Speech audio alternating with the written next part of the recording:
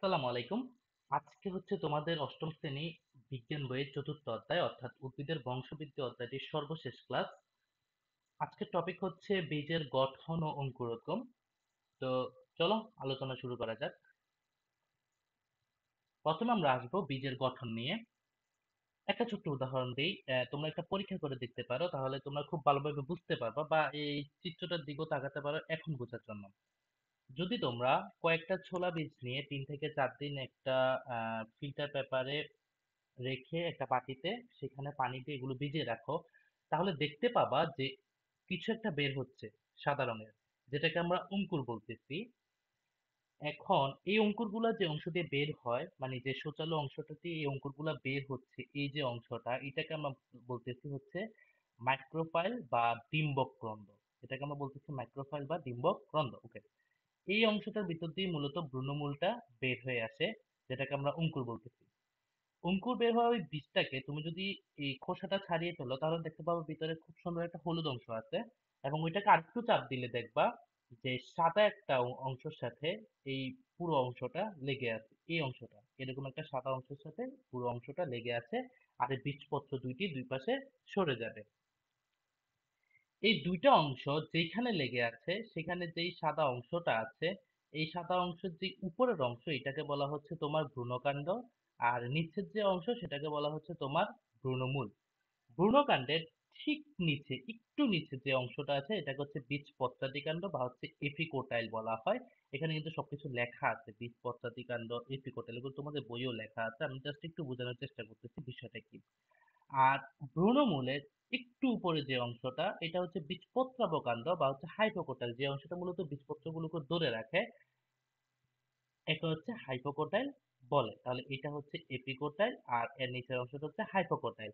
তো এই যে ভ্রূণমূল, ভ্রূণকাণ্ড, বীজপত্র দুইটা, এই পুরো অংশটা নিয়েই মূলত হচ্ছে তোমার একটা ভ্রূণ তৈরি।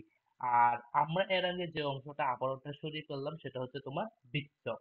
এই যে বীজটক, এই বীজটকটাকে মূলত উম, দুইটা স্তরে ভাগ করা যায়। মানে এটা হচ্ছে দুই স্তর বিশিষ্ট।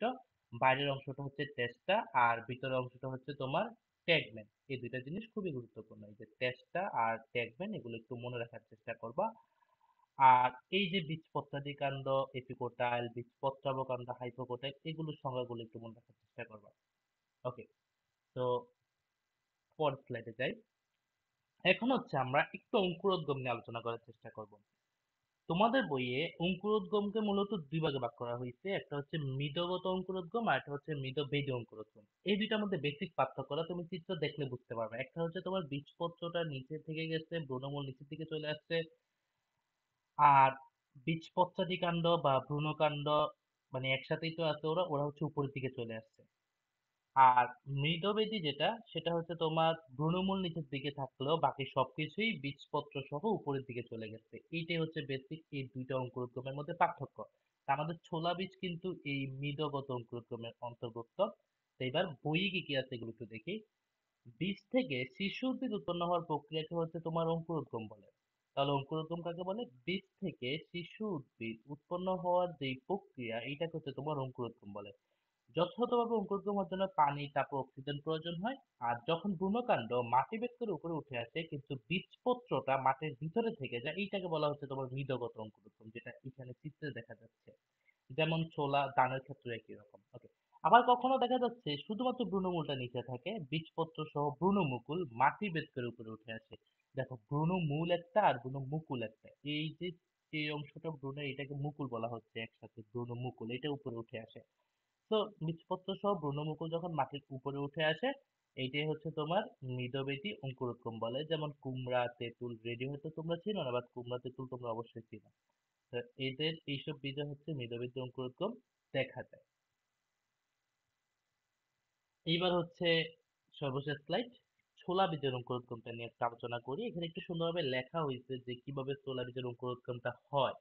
তো আমরা আগেই জানতে পেরেছি ছোলা বীজের অঙ্কুরোদ্গম হচ্ছে মৃদগত অঙ্কুরোদ্গম। এই প্রকার অঙ্কুরোদ্গমে বীজপত্র দুইটি মাটির নিচে রেখে ভ্রূণকাণ্ড মাটির উপরে উঠে আসে।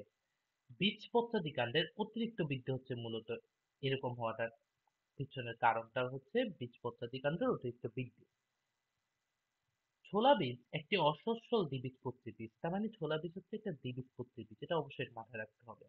মাটিতে ছোলা বীজ বুনে পরিমিত পানি, তাপ ও বায়ুর ব্যবস্থা করলে 2-3 দিনের মধ্যে বীজ হতে অঙ্কুর বের হবে এবং মাটির উপরে উঠে আসবে।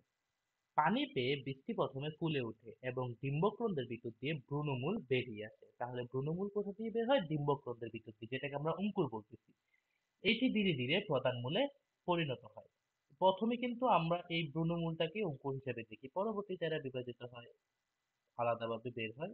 ওই ভ্রূণমুকুলে যায়, বীজপত্র তো আগে থেকেই থাকে, আর হচ্ছে তোমার ভ্রূণকাণ্ড তৈরি হয়। ওকে, প্রধান মূলে পরিণত হয়। দ্বিতীয় ধাপ হচ্ছে ভ্রূণকাণ্ড মাটির উপরে উঠে আসে। এই ক্ষেত্রে বীজপত্র দুইটি মাটির নিচে থেকে যায়। প্রাথমিক অবস্থায় ভ্রূণ তার খাদ্য বীজপত্র থেকে পেয়ে থাকে। তাহলে প্রাথমিক অবস্থায় ভ্রূণ তার খাদ্য কোথা থেকে পায়? বীজপত্র থেকে পায়। ওকে, তো এইখানে খুব সেন্সিটিভ একটা জিনিস আছে, সেটা হচ্ছে প্রথমে যে অঙ্কুরটা বের হয় এটাকে আমরা অঙ্কুর বলতেছি বা ভ্রূণমূল বলতেছি। ভ্রূণমূল বের হওয়ার পরে তোমার হচ্ছে ওরা দুইটা ভাগে ভাগ হয়। লাইক হচ্ছে এই যে প্রথমে ভ্রূণমূলটা বের হচ্ছে, ভ্রূণমূল বের হওয়ার পরে নিচের দিকে যে অংশটা এটা ভ্রূণমূল, ভিতরের দিকে যে অংশটা থাকে ওটা ভ্রূণকাণ্ড। মানে এইটার যে ভিতরের দিকে অংশটা আছে সেটা হচ্ছে তোমার ভ্রূণকাণ্ড, যেটা এদিক দিয়ে বের হয়। ওকে, তো আজকে এতটুকুই ছিল।